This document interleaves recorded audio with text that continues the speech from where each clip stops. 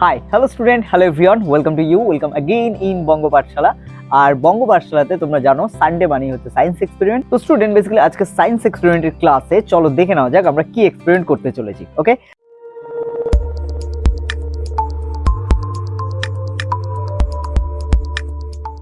তো স্টুডেন্ট লক্ষ্য করো আজকে আমরা একটা স্পেশাল স্ট্রাকচার বানিয়েছি। কিভাবে বানিয়েছি সেগুলো সব পরে বলবো, আগে হচ্ছে প্র্যাকটিক্যালটা দেখো, ঠিক আছে? বেসিক্যালি এক্সপ্লেইন করবো যখন তখন তোমাদেরকে বলবো।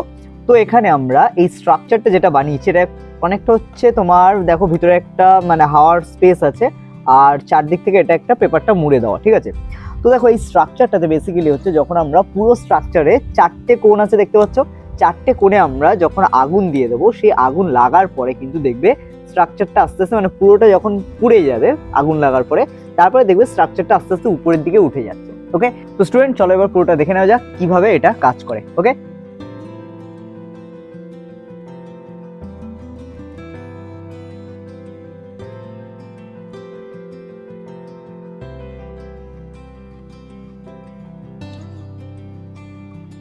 তো স্টুডেন্ট পুরো ব্যাপারটা দেখো, তোমরা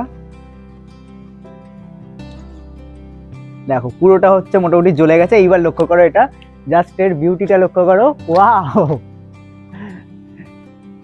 তাই হোক বুঝতে পারলে পুরোটা যে এটা হচ্ছে হোমমেড ফানুসের কত ইন্টারেস্টিং ব্যাপারটা, যেটা তোমরা বাড়িতেই করতে পারছো। ওকে, আই হোপ ক্লিয়ার তোমরা দেখতে পাচ্ছ।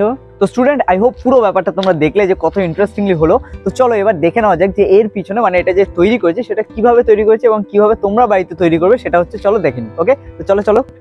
তো স্টুডেন্ট আমরা হোমমেড ফানুস বানানোর জন্য কি কি করেছি সেটা তোমরা এক এক করে দেখতে থাকো। তো বেসিক্যালি আমরা হচ্ছে একটা পেপার কেটে নিয়েছি, মানে পেপারটা বেসিক্যালি একটু লম্বা হয় তো সেই জন্য আমরা একটা কেটে নিয়েছি সাইড থেকে, যাতে এটা হচ্ছে স্কোয়ার হয়ে যায়, বোঝা গেল, বর্গক্ষেত্র, যার জন্য এই এক্সট্রা পেপারটা বেরিয়েছে। তো এটাকে আমরা সাইডে রেখে দিচ্ছি। তো এই হচ্ছে আমাদের স্কোয়ার শেপ, মোটামুটি একটু স্কোয়ার শেপ, এটা একটু এদিক ওদিক আছে কোনো ব্যাপার না।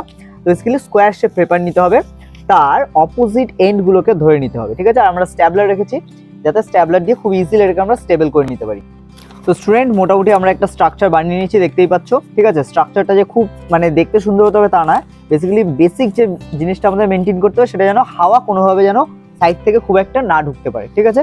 তো দেখতে পাচ্ছ এবার এখানে আমরা একটা স্ট্যাবলার দিয়ে স্টেবল করে দেবো, ঠিক আছে? বাকিটা একা একা ঠিক হয়ে যাবে। তো বেসিক্যালি স্ট্যাবলারটা দিয়ে আমরা স্টেবল করে দিলাম, ঠিক বোঝা গেল? এইটা হচ্ছে যেটা তোমরা উপর দিক থেকে দেখছিলে সেটা কিন্তু এইভাবে এরকম দেখতে পাচ্ছ, পুরো হচ্ছে একটা কাইটের মতো বা বলতে পারো চিলের মতো একটা দেখতে হচ্ছে। তো চারটা সাইড থেকে যখন আগুন ধরে দেবে ঠিক আগে আমরা যা যা কন্ডিশন দেখেছিলাম সেটাই হতে চলেছে, ঠিক আছে? তো স্টুডেন্ট বেসিক্যালি এবার এই পুরো জিনিসটাকে আমরা আরো একবার রাতের বেলা তোমাদের সামনে হচ্ছে আগুন ধরিয়ে দেবো, তখন দেখতে পাবে এটা আরো কত ইন্টারেস্টিং লাগে। দিনে যেটা মানে যে মজাটা তুমি নিয়েছো তার সেটা ডবল হয়ে যাবে যখন তুমি সেটা রাতে দেখবে। ওকে, তো স্টুডেন্ট এবার রাতের বেলাতে আমরা ফানুসটাকে উড়িয়ে দেখবো কত সুন্দর লাগে এটাকে দেখতে। ওকে, তো বেসিক্যালি আমরা ইনট্যাক্ট ফানুসটাকে নিয়ে এসেছি, যেটা আমরা লাস্ট তৈরি করেছিলাম, তোমরা দেখেছো, ঠিক আছে? অ্যাকচুয়ালি দুখানা তৈরি করেছিলাম। তো না এবার এটাকে আমরা জ্বালিয়ে দেবো, ঠিক আছে? মোটামুটি পুরো ঠিকঠাকই আছে।